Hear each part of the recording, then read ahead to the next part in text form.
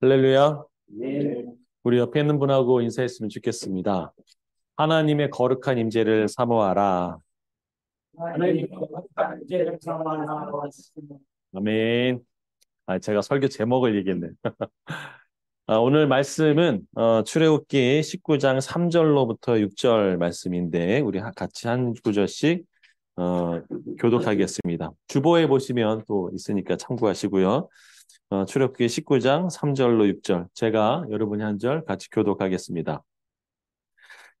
모세가 하나님 앞에 올라가니 여호와께서 산에서 그를 불러 말씀하시되 너는 이같이 야곱의 집에 말하고 이스라엘 자손들에게 말하라.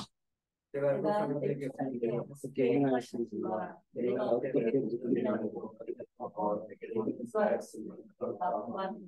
세계가 다 내게 속하였나니 너희가 내 말을 잘 듣고 내 언약을 지키며 너희는 모든 민족 중에서 내 소유가 되겠고 너희가 내게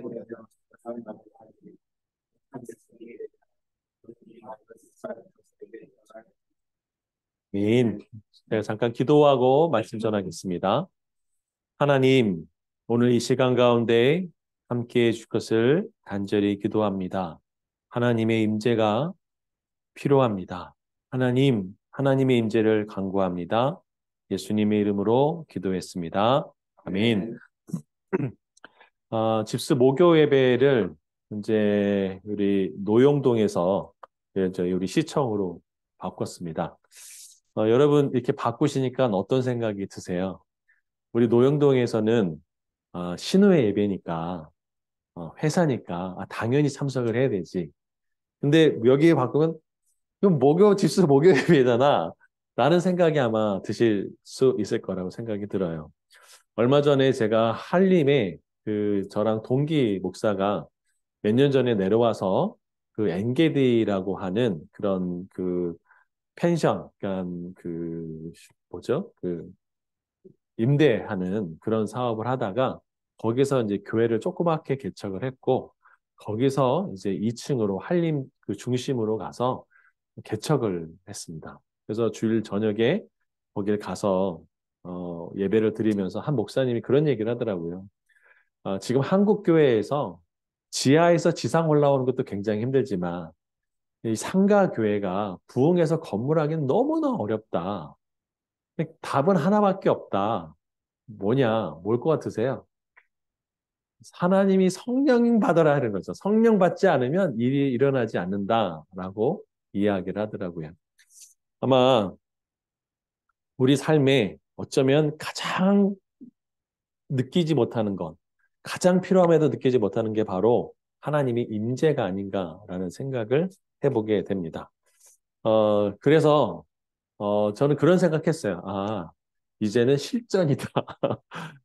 이 목요 예배가 사실 오게 된 이유는 신우회가 너무 강하면 일반 분들이 오기 어렵다라고 이제 한 부분도 있어서 누구나 편하게 올 수 있게 예배를 옮기자라는 것에 굉장히 주안점을 뒀고 사실은 그냥 주일 저녁에 모이시다라는 얘기도 있는데 그때 제가 기도하는데 하나님 목요 예배를 주일 저녁으로 옮기는 부분들 기도하다가 하나님이 그냥 목요 예배 계속 하라는 마음 주셨어요. 그래서 여기서 옮겨서 하는데 이제 누구나 다 편하게 뭐 신우에도 걸릴 것도 없고 그냥 집사 예배로 오는데 그럼 왜 와야 되냐라고 했을 때 한 가지 하나님의 얼굴과 하나님의 임재가 느껴지는 그 예배의 자리 그 자리가 여기에 있으면 와야 될 이유와 당위성이 설명이 되겠다라는 생각을 하게 됐습니다. 오늘 하나님께서 이스라엘 백성들에게 모세를 불러서 이렇게 말씀하세요. 너는 이 말을 꼭 좀 전해라. 모세에게. 그러면서 뭐라고 얘기했냐면 이렇게 얘기합니다. 내가 애굽 사람에게 어떻게 행하였는지 또 내가 어떻게 독수리 날개로 너희를 업어 내게로 인도하였음을 너희가 보았다라고 얘기해요. 그러니까 하나님이 출애굽을 보는 관점이 뭐냐면 내가 독수리 날개로 너희를 업어서 나한테 데리고 온 거야. 나한테 인도한 거야. 이게 하나님이 보시는 출애굽의 관점이죠. 여러분 그런데 하나님이 또 이 말씀을 하세요. 야, 내가 세계가 다 내 거야. 내 속에 다 속했어. 그런데 너희가 내 말을 잘 듣고 내 언약을 지키면 너는 모든 민족 중에서 내 소유가 될 거다라는 거죠. 내 것, 하나님께 속한 것이 된다는 것이죠. 그러면서 이 말을 하세요. 우리 6절 같이 한번 읽어볼까요? 네, 6절 읽어보겠습니다. 시작. 내가 내게 대하여 제사장 나라가 되며 거룩한 백성이 되리라. 너는 이 말을 이스라엘 자손들에게 정하라. 그러니까 너희는 그럼 어떤 존재냐 내게라고 했을 때 두 가지를 얘기했어요. 하나는 제사장 나라, 하나는 거룩한 백성. 자, 이것을 왕 같은 제사장이라고도 번역도 가능하지만 여기서 일단 중요한 것이 제사장 나라와 거룩한 백성이란 거죠. 결국 이스라엘 백성이 뭐냐라고 했을 때 그 정체성 두 가지는 바로 왕 같은 제사장, 거룩한 백성이라는 것이죠. 여러분 그러면 제사장 나라라는 것이 뭔지 우리가 알 필요가 있겠죠. 그럼 제사장과 그러면 제사장 나라 알기 위해서 우리가 정리할 게 있습니다. 하나는 선지자가 뭔지 알아야 되고 또 제사장이 뭔지를 알아야 되죠. 여러분 선지자는 어떤 사람이냐? 여기가 이쪽 제가 이쪽 손을 든 편이 하나님 편이라면 지금 막 든 오른손이 이제 사람 편이라고 한다면 하나님의 말씀이 하나님의 메시지가 사람들에게 전달될 수 있도록 하는 사람은 누굴까요? 예, 선지자이죠. 그런데 하나님에 대해서 사람들이 하나님께 나갈 수 있도록 해주는 사람, 그 사람이 누굴까요? 그러면 제사장이라는 거죠. 그러니까 하나님께서 이스라엘 백성을 보고 너희는 제사장 나라라고 했을 때는 무슨 얘기냐면 이 땅에 하나님을 모르는 이방인들이 하나님께로 나갈 수 있도록 하는 통로가 이스라엘 백성들이라고 이야기해 주는 것이죠. 자, 그런데 문제는 뭐냐면 이스라엘 백성들은 이 정체성을 잘 이해하지 못했던 것 같아요. 이들이 이해했던 것은 이런 것이죠. 여러분, 만약에 제가 지금 지갑이 있네, 없네요. 네. 아, 지갑이 있습니다. 제가 지갑을 딱 하나 딱 들고 한 분에게 드리면서 얘기하는 거죠. 여러분, 지금 먹고 싶은 게 혹시 다 배부르시죠? 그렇죠? 뭐 먹고 싶은 게 있다. 그럼 제가 그걸 위해서 하나 딱 주면서 이거 갖고 사오세요. 그러면은 아마 이걸 받고서 이런 생각 들고, 와, 나 이거 받았어! 라고 생각하는 거. 근데 중요한 건 뭘까요? 아이스크림 사오라고 예를 들었다면은 뭘 사와야 되나요? 아이스크림 사와야 되죠. 근데 이스라엘 백성은 뭐냐면, 나 이거 받았어! 라는 것만 중요한 거예요. 다시 말하면, 나는 하나님께 택한 백성이야. 선민이야. 이것만 이스라엘 백성이 중요했지, 이들의 진정한 제사장 나라의 사명. 다시 말하면, 이방인들을 하나님께로 이끌어가는데 그들은 부족했다라는 것들을 알 수 있습니다. 자, 그런데 지금 제사장 나라와 거룩한 백성은 우리가 따로따로 생각할 수 있어요. 아, 제사장 나라 따로, 거룩한 백성 따로. 그런데 사실은 제사장 나라와 거룩한 백성을 분리할 수 있을까요, 없을까요? 여러분, 제사장이 거룩하지 않으면 되나요, 안 되나요? 네. 다시 말하면 제사장 나라와 거룩한 백성은 분리가 할 수 없다라는 것이죠. 여러분, 제사장에는 많은 임무와 규례들이 있습니다. 그런데 우리 레위기 10장 3절을 좀 한번 읽어볼까요? 레위기 10장 3절. 자, 레위기 10장 3절에는 참 의미 있는 이야기를 합니다. 레위기 10장 3절 찾으셨나요? 레위기 10장 3절. 뇌에서 위기가 오는 게 내위기죠. 예, 이제 밥 먹고 나서 조심이 안 됩니다.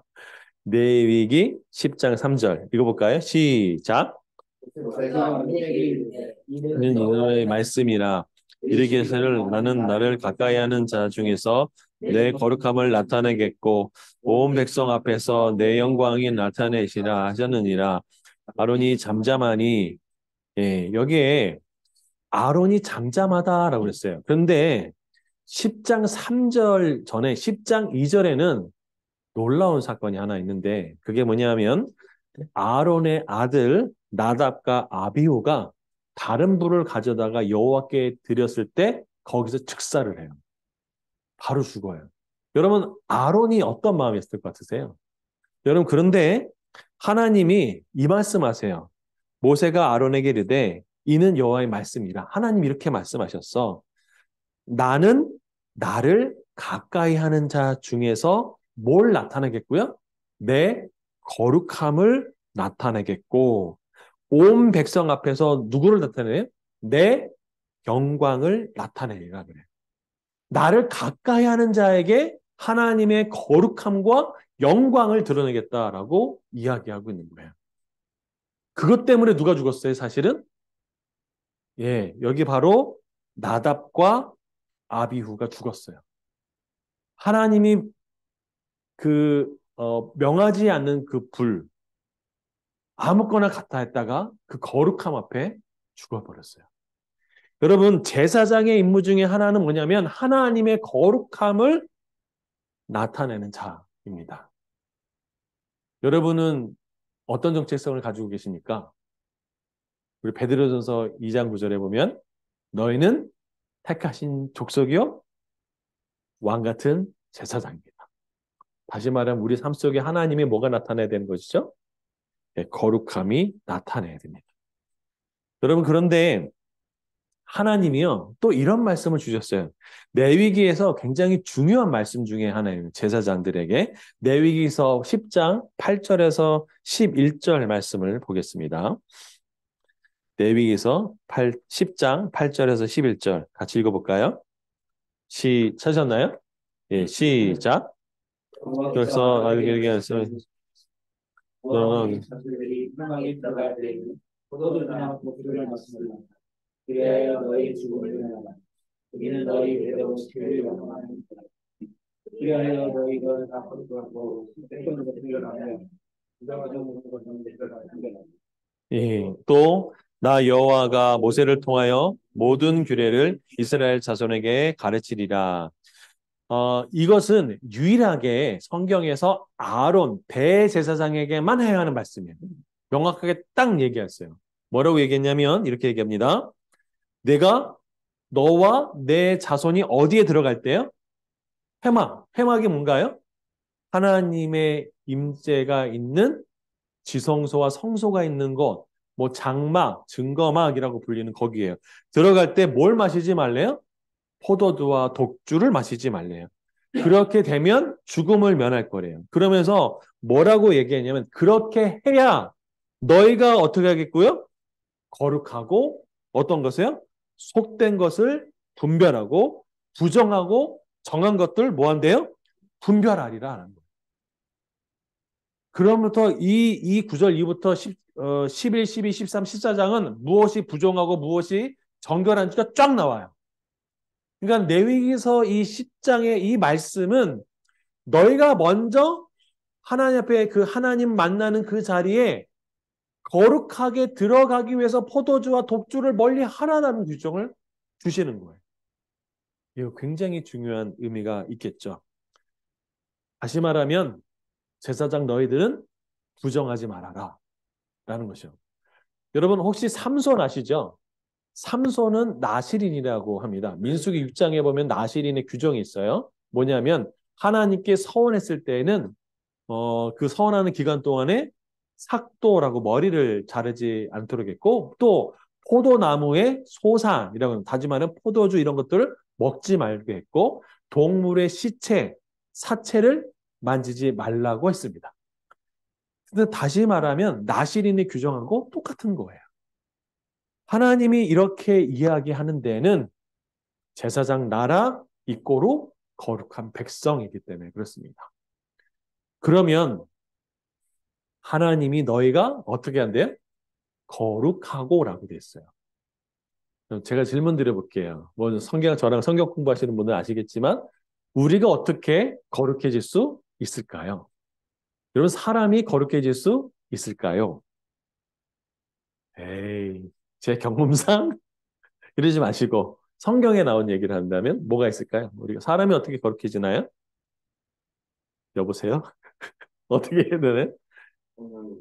네, 성령의 임재하시면 예.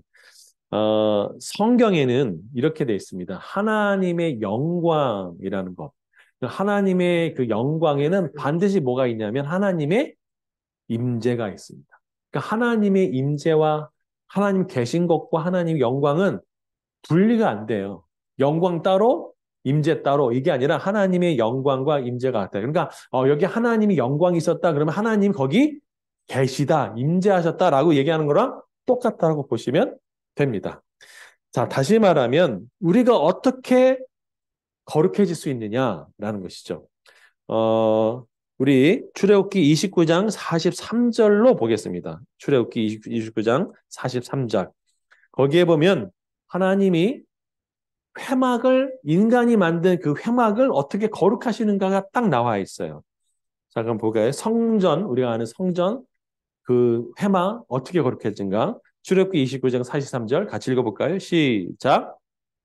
거기서 이스라엘 자손을 만나느니 내 영광으로 말미암아 회막이 거룩하게 될지라. 내 영광으로 말미암아. 다시 말하면 하나님의 임재로 말미암아 회막이 어떻게 된대요? 거룩하게 된대요. 여러분 그래서 우리가 교회를 흔히 성전이라고 불러요. 근데 정확하게는 성전이 아니에요. 예배당이에요. 근데 그 예배당이 성전이 될 수 있는 유일한 조건이 뭔가요? 하나님의 영광, 하나님의 임재가 있어야 되는 거죠. 여러분 하나님의 임재, 하나님의 영광이 없는 곳, 그것이 어떤 곳이었을까요? 생각하기도 쉽지 않죠? 그럼 제가 질문 드려볼게요. 여러분은 하나님의 성전이십니까? 아닌가요?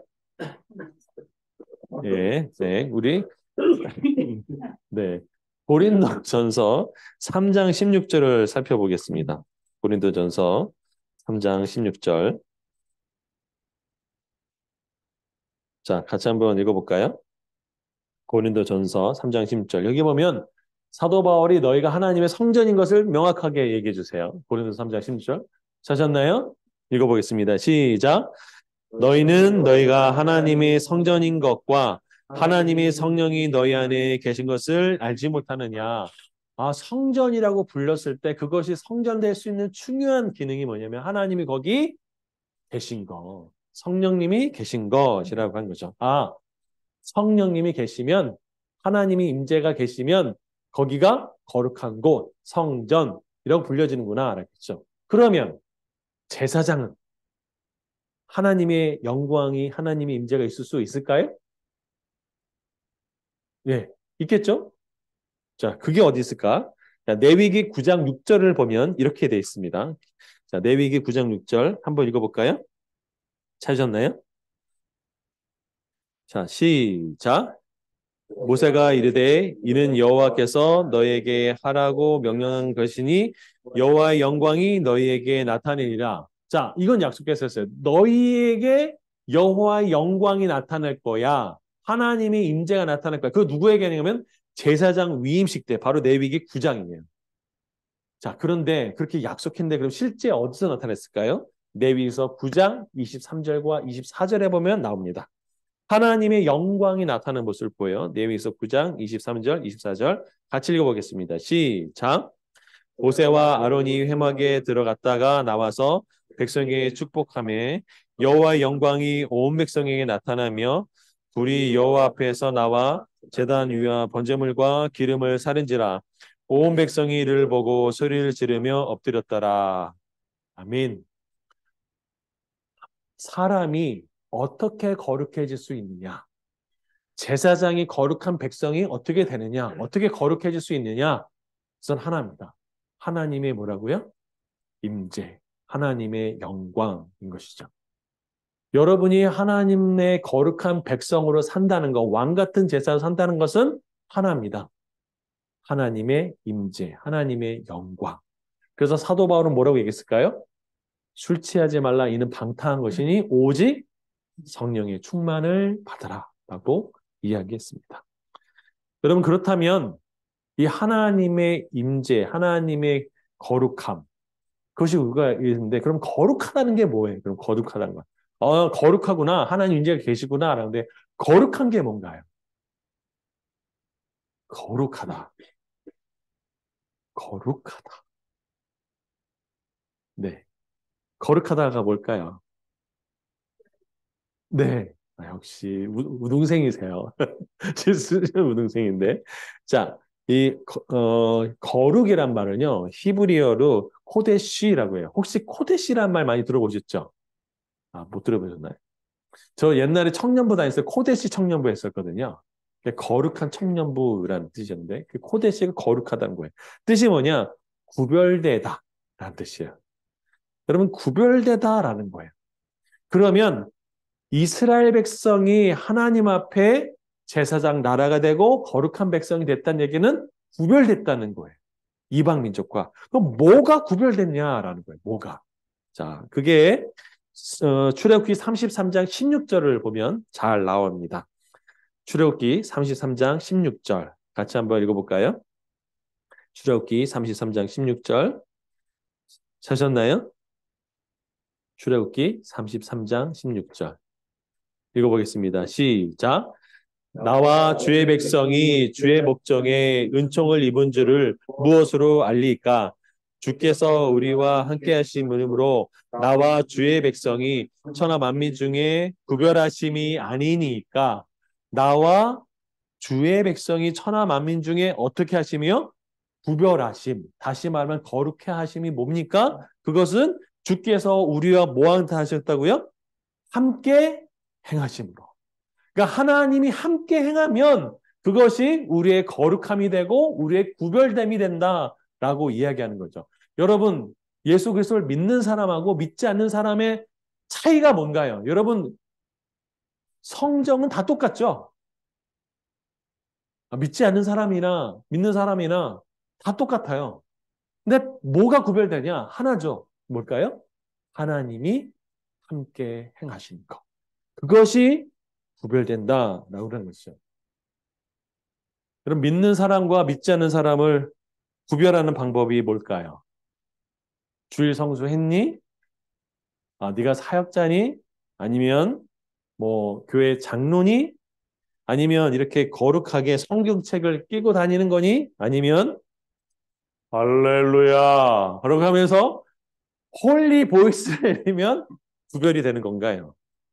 여러분, 단 하나. 그건 뭐냐면 하나님이 계신 곳, 하나님이 임재하는 곳. 그것이 모든 이방인들과 달라지는 곳이라는 것이죠. 여러분, 시내 사는 광야, 또 그 미디안 광야, 그 광야는 사실은 출애굽한 이스라엘 백성이 있기 전에는 다 어떤 땅이냐면 하나님께 한 번도 예배 드려본 적이 없는 땅이에요. 그리고 하나님이 거기에 예배를 받아본 적도 없어요. 우상 숭배가 넘쳐났던 곳이에요. 그런데 그곳이 하나님께 예배드리는 곳이 됐고 하나님의 임재가 있는 곳이 됐죠. 왜 그럴까요? 여러분 거룩과 세속을 구별하는 방법은 다른 게 아닙니다. 이건 거룩해 보여. 이건 좀 거룩하지 않아 보여. 이런 주관적인 것이 아니라 하나님 거기 계시냐, 계시지 않느냐 이거 하나예요. 여러분 교회가 세속화됐다라는 얘기를 뒤집어서 얘기하면은 하나님의 임재가 점점점 사라진다라는 얘기랑도 동일한 얘기입니다. 그렇죠? 여러분 교회라는 타이틀이 거룩함을 보증해 주지는 않습니다. 우리가 어떤 신분이 목사나 장로나 집사나 어떤 이런 것들이 우리의 거룩함을 담보해 주지 않아요. 다시 말하면 우리 삶에 하나님의 거룩한 임재가 임하도록 우리가 하나님 앞에 나아가고 간구해야 될 필요가 있는 것이죠. 그럼 어떻게 우리가 하나님의 임재로 나갈 수 있을까요?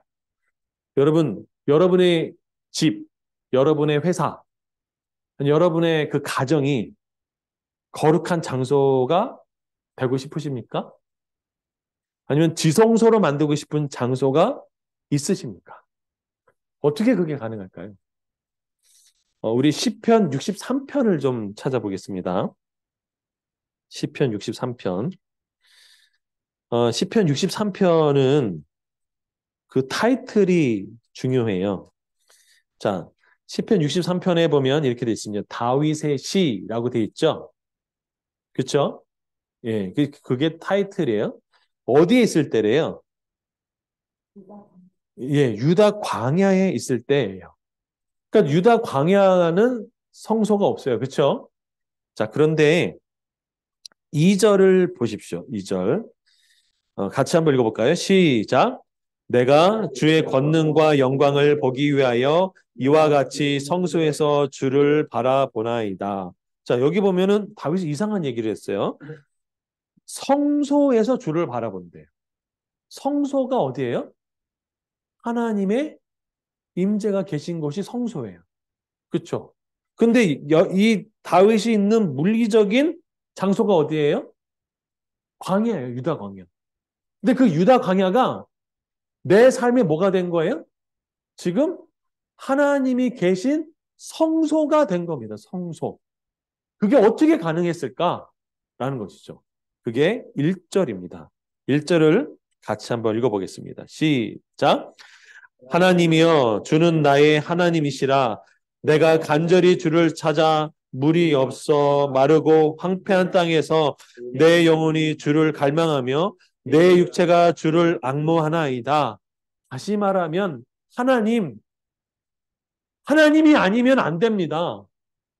하나님, 내가 목말라서 그 사막에서 물을 찾는 그 사슴처럼, 목마른 사슴처럼 내가 주님을 찾습니다. 내가 주님을 갈망합니다.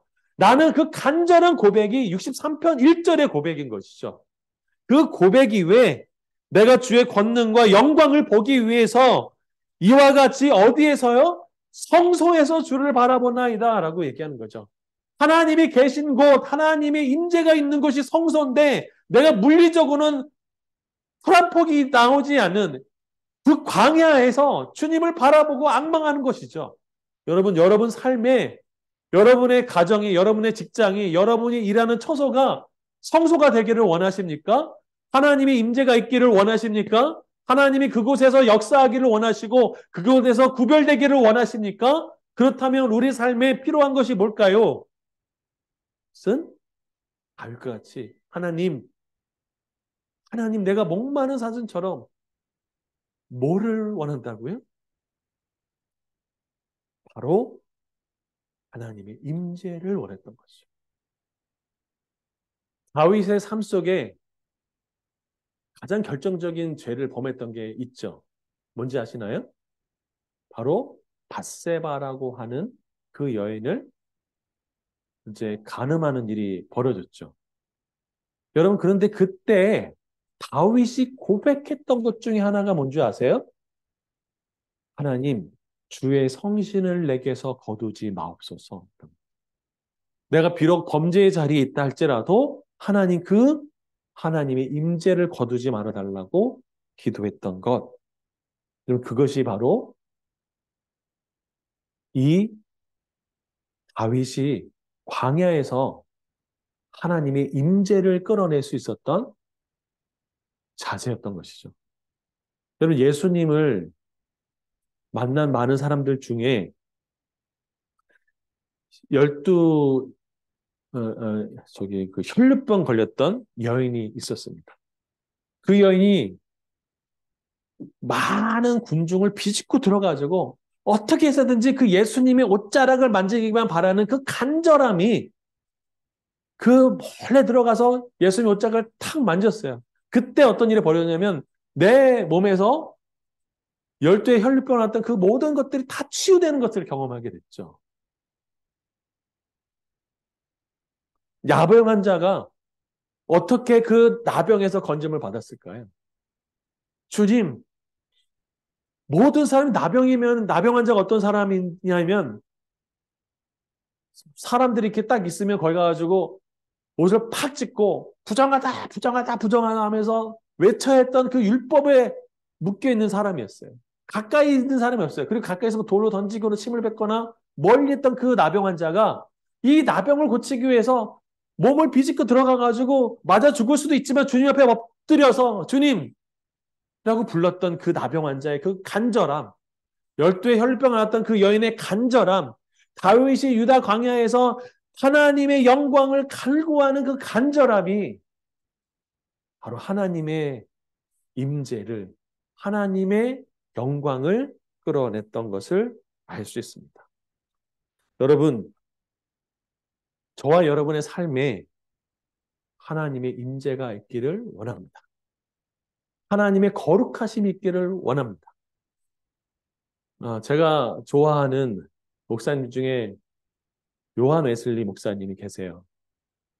그 요한 웨슬리 목사님이 정말 성령에 사로잡힌 분이었는데 그분이 어디서 전도하시는지 아세요? 술집에 가서도 전도하셨대요. 근데 술집에 가서 전도하면서 거기 사람이 회심하는 일이 벌어졌다는 거죠. 정말 하나님의 임재가 있는 그 예배. 저는 오늘 집스 모교 예배가 시청으로 옮기면서 그런 생각을 해보게 됐습니다. 하나님의 임재가 필요합니다. 지금은 물질이 넘쳐나고 또 우리를 유혹한 것도 너무나 많고 드라마나 뭐 어떤 수많은 것들이 우리에게 적지 않은 감동을 주는 시대를 우리가 살고 있습니다. 그러나 그 모든 것들은 우리를 거룩하게 할 수 없습니다. 하나님을 대신할 수 없습니다. 오직 하나님만이, 하나님의 영광과 임재만이 우리를 거룩하게 하고 우리를 세상에서 구별되게 하십니다. 그 하나님의 임재가 필요합니다. 여러분, 우리 삶에, 여러분 삶에 하나님의 임재가 있는, 그래서 옮겨온 그 회사에도 또 여기에서도 하나님의 임재가 있기를 간절히 기도합니다. 여러분 성전에서 하나님의 임재가 떠난 적이 있죠. 그게 언제냐면 에스겔에 보면 하나님의 임재가 떠나게 됩니다.